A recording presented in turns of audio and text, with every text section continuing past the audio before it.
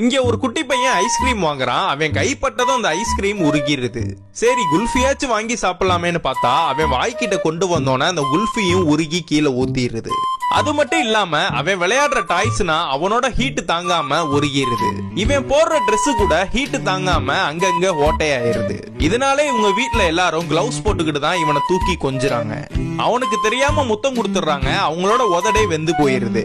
அது மட்டும் இல்லாம இவன் குடிக்கிற கூல் ட்ரிங்க்ஸ்ல இருந்து பக்கெட்ல உள்ள தண்ணி வரைக்கும் இவன் கைப்பட்டோனே பயங்கரமா ஹீட் ஆக ஆரம்பிச்சிருது. ஒரு நாள் தீபாவளி அப்ப பசங்கனா விளையாடுற அந்த ராக்கெட்ல உள்ள திரியில கைய வைக்கிறான். இவன் கைப்பட்டது அந்த ராக்கெட் பத்திக்கிட்டு மேல பறந்துருது. இவன் வளர வளர இவனோட ஹீட்டனா கம்மி பண்றதுக்காக கூல் பவுடர் போடுறாங்க. ஐஸ் கியூப்னா எடுத்து வேற இவன் மேல கொட்டுறாங்க. இவ்வளவு பண்ணியும் இவனோட ஹீட் கொஞ்சம் கூட குறைய மாட்டேங்குது. கடைசியில இந்த பையன் பெரிய பையன் ஆயிடுறான். அதனால இவனுக்கு பொண்ணு பார்க்க போறாங்க. அந்த பொண்ணோட அப்பா அம்மாட்ட இவனுக்கான எல்லா பிரச்சனைகளையும் சொல்லிடுறாங்க. இதனா கேட்ட அந்த பொண்ணோட அப்பா, இதானே பிரச்சனை, நான் சரி பண்றேன்னு ஒரு ரிமோட் எடுத்து அந்த ஏசிய ஆன் பண்றாரு. உடனே அடுத்த செகண்டே அவன்கிட்ட இருக்கிற ஹீட்னா தனிஞ்சு கூல் ஆயிடுறான். அப்புறம் தான் தெரியுது இது ஒரு ஏசி அட்வர்டைஸ்மெண்ட்னு.